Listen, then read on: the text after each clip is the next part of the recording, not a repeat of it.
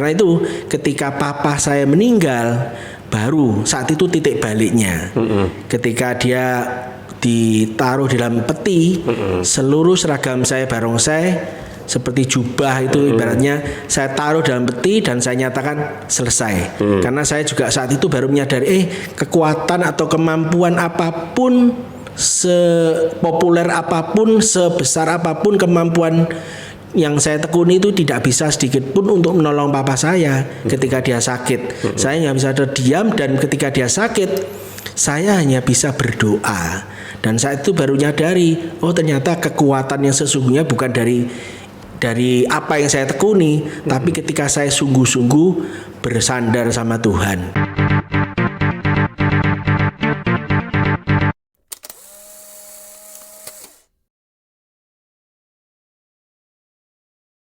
Ya, hari ini ketemu dengan Bro Budi Hartono Lee, nama lengkapnya.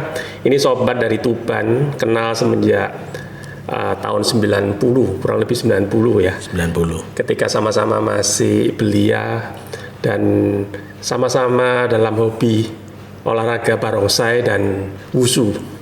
Betul ya? Betul. Jadi sudah berapa puluh tahun ini? 30 tahun lebih ya. Tahun 90 ya sudah. Iya, 31 tahun ya. 30 tahun. 31 tahun dengan segala macam ya suka duka.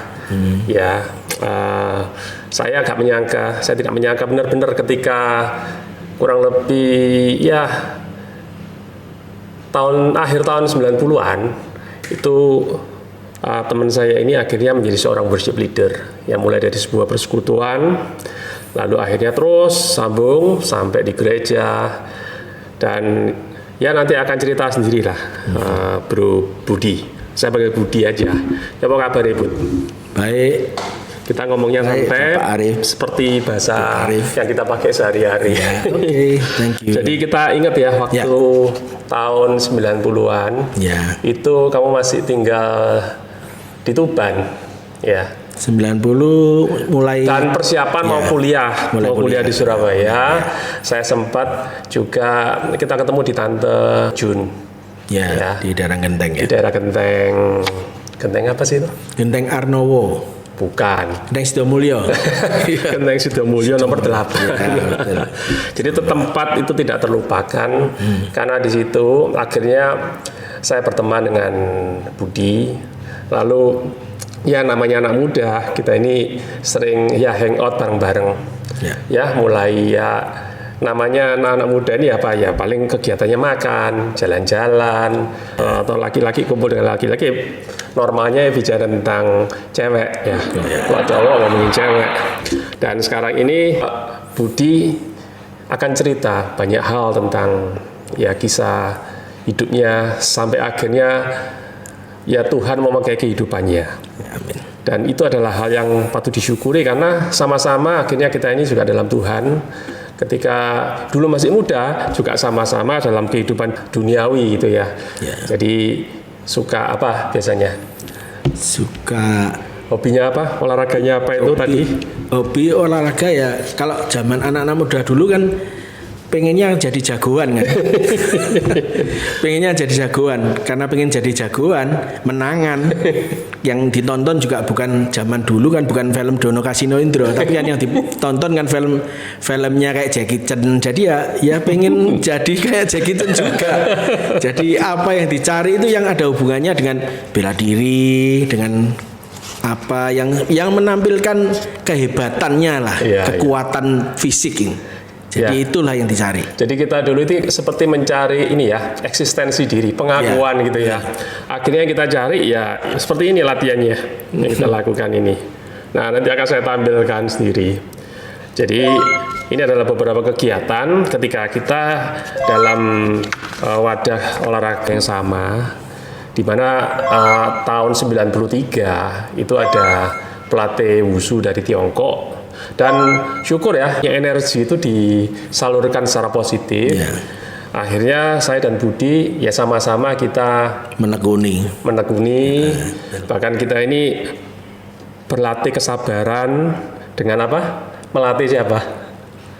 melatih anak-anak kecil. Oh ya, kita dikasih kesempatan untuk mengajari anak-anak kecil. Jadi anak-anak kecil yang belum ngerti tentang ilmu bela diri, Iya. kayak gitu. Ya, nanti saya akan tampilkan cuplikan ketika Bro Budi ini tampil dalam sebuah acara yang ditonton orang banyak. Ya, masih ada ya? Oh, masih ada ya.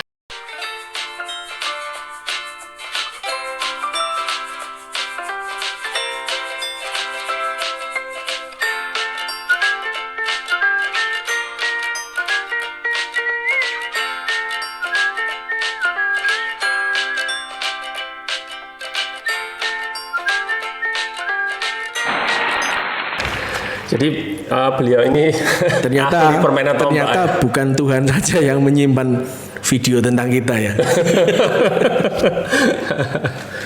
Ya, jadi memang hobi saya adalah waktu itu sama dengan Budi.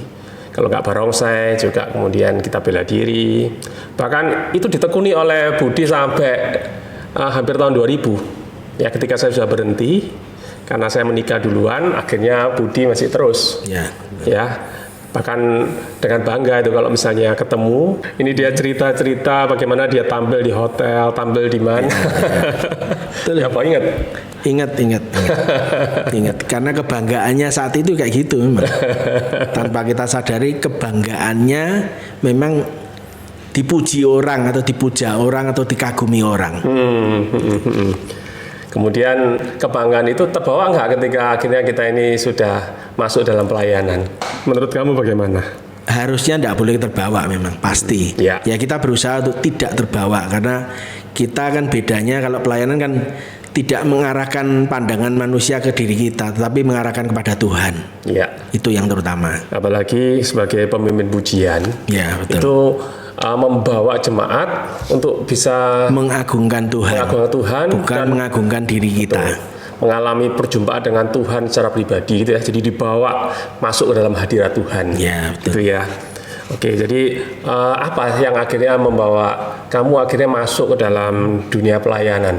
Ya, pada awalnya dulu kan aku aktif terus di barongsai sampai yang ibaratnya posisi yang tertinggi waktu itu melatih di suatu kelenteng di daerah Kapasan.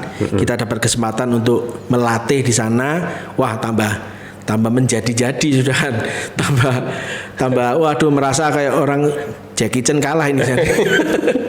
Seolah-olah sudah tingkat tinggi karena di mana-mana pun orang ngasih hormat ke kita karena ini pelatihnya tambah.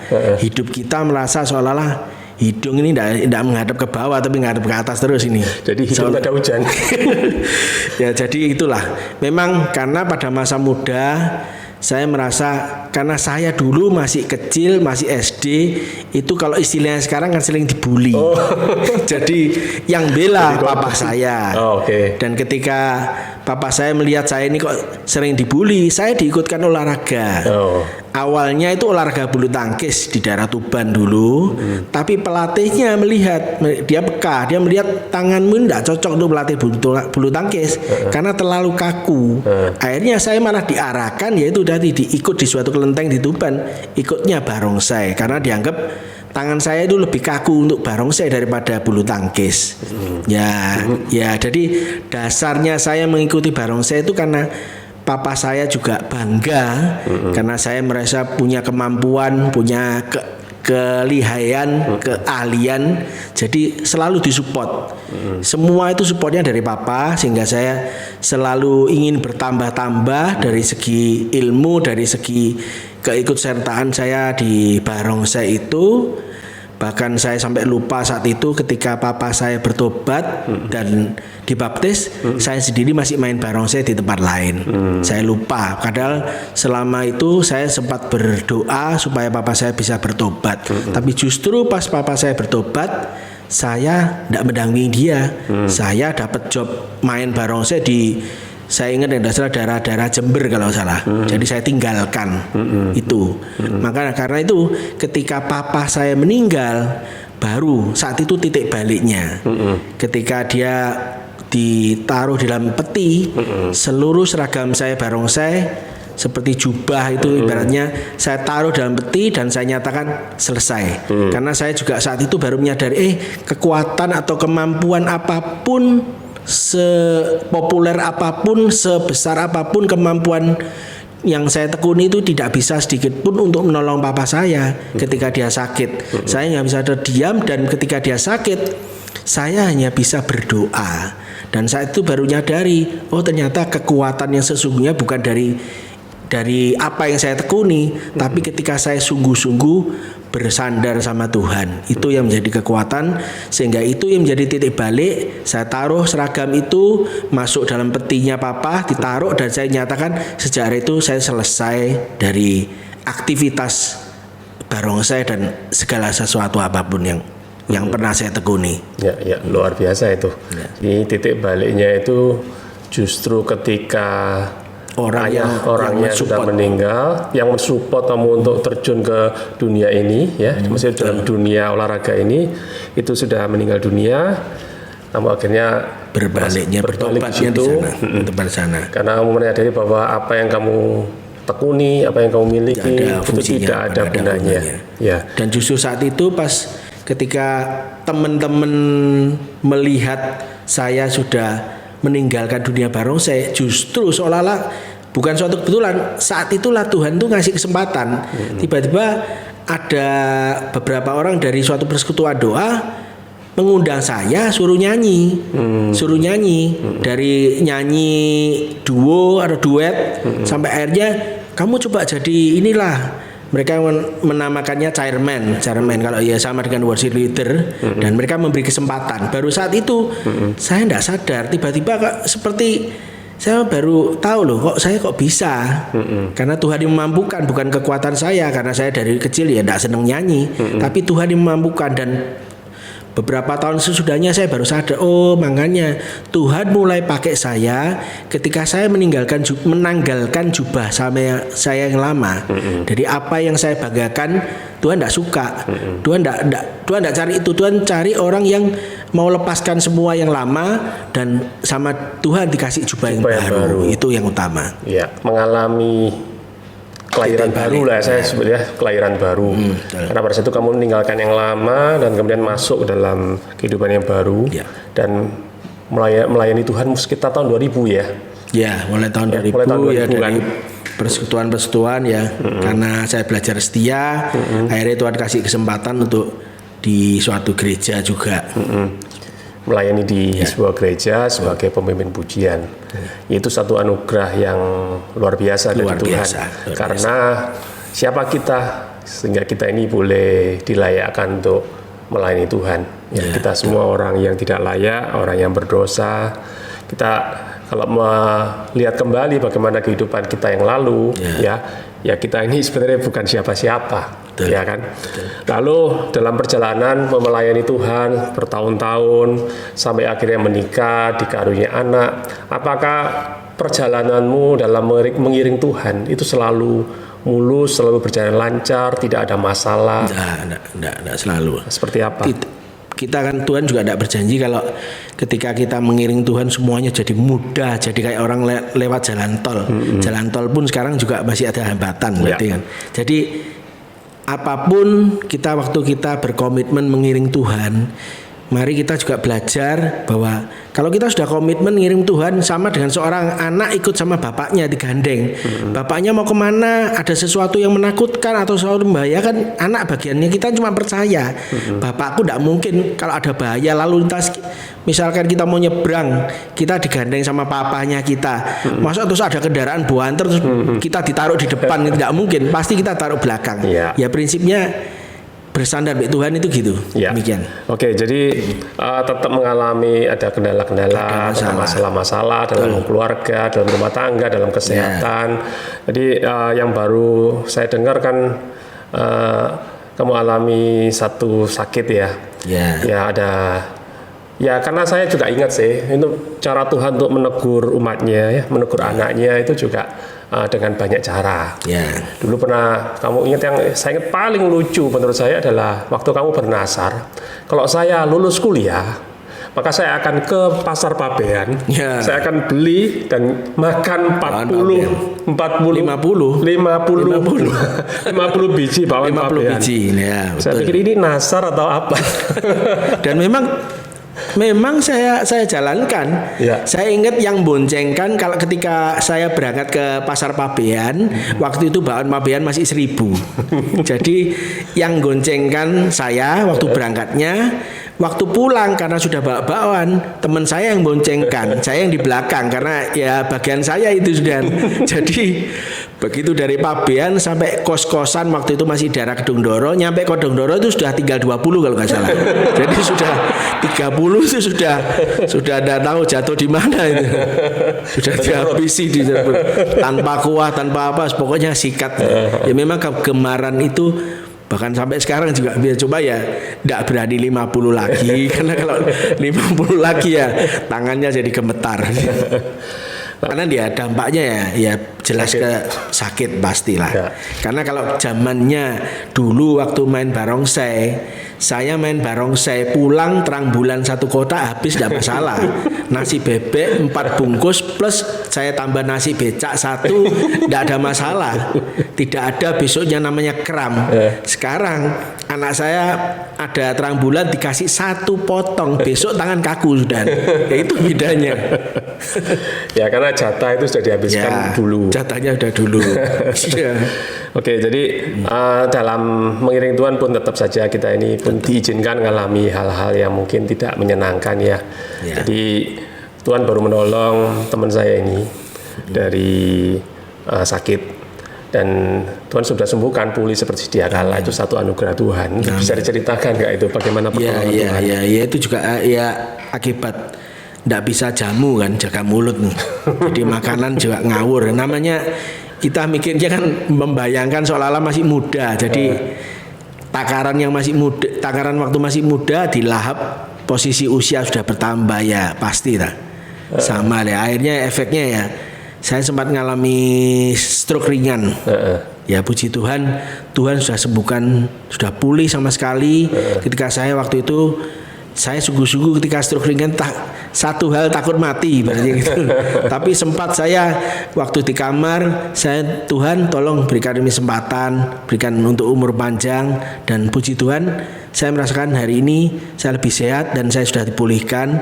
Bagian saya jaga apa yang harus saya konsumsi, bagian Tuhan memberkati kesehatan saya karena saya selalu berdoa bahwa tubuh saya itu di Bait Roh Kudus. Amin. Bukan tempatnya penyakit. Ya. Itulah yang saya mungkin boleh bagikan.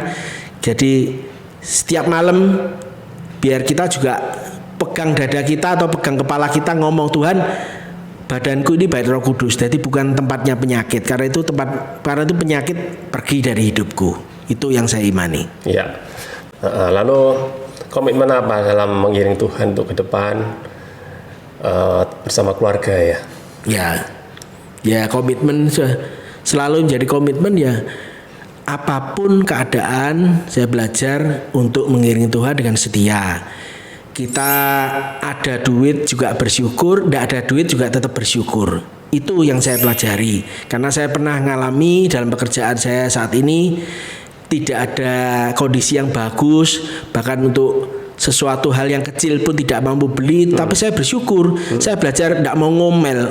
Sementara orang lain mungkin kok gini, tidak ada gunanya ini berikut Tuhan gini ini. Tapi saya belajar tidak mau ngomel. Saya belajar tidak mau ngomel karena Tuhan pun senang.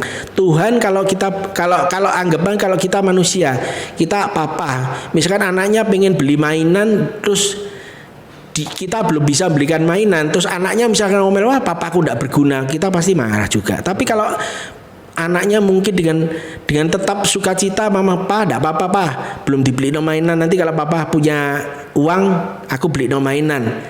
Hal kayak demikianlah kita belajar, kita ucapkan juga di hadapan Tuhan. Memang kondisi saat ini gini, tapi aku tidak mau ngomel. Aku percaya suatu saat atau pada saatnya yang tepat Tuhan pasti kasih yang terbaik buat aku karena Tuhan yang pelihara aku. Amin. Ya. Jadi komitmennya adalah pertama kita akan tetap setia mengiring Tuhan dan selanjutnya tidak ngomel, mengucap syukur di dalam segala hal. Amin. Ya. Oke, kemudian pertanyaan terakhir. Ya, kalau sewaktu-waktu Tuhan memanggil kita pulang, bagaimana kesiapan kita?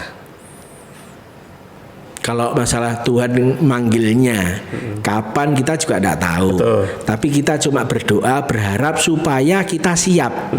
Kita cuma mungkin tiap malam kita minta Tuhan siapkan aku kalau Tuhan manggil. Karena itu kalau malam saya punya sedikit ya berprinsip kalau malam berusahalah setiap malam mengakhiri malam dengan Tuhan. Ya. Jadi ibaratnya akhiri bukan dengan nonton TV ngantuk tidur tidak, tapi mungkin baca firman atau doa ngantuk tidur. Ya. Itulah. Jadi mengakhiri malam dengan Tuhan supaya apa? Kalau tiba-tiba kita malam itu diambil Tuhan, berarti kita mengawalinya juga dengan Tuhan. Ya, puji Tuhan, luar biasa. Jadi yang ketiga saya dapat dari Bro Budi adalah setiap malam kita harus mengakhiri dengan Tuhan. Setiap pagi mengawali dengan Tuhan. Amin. Itulah adalah kehidupan bersama dengan Tuhan yang sangat indah. Ya, kita akan sambung lagi dalam perbincangan di waktu yang lain. Saya bersyukur bisa ngobrol dengan Bro Budi dalam keadaan sehat. Itu semua karena anugerah Tuhan. Tuhan memberkati ya. Berkati. Aku mengandalkan Engkau, ya Tuhan, menaruh harapan hanya padamu. Engkau kekuatanku dan perlindunganku, berkat-Mu melimpah dalam hidupku. Aku mengandalkan Engkau, ya Tuhan, menaruh harapan hanya padamu. Engkau kekuatanku dan perlindunganku, berkat-Mu melimpah dalam hidupku. Berkat-Mu melimpah dalam hidupku. Berkat-Mu melimpah dalam hidupku.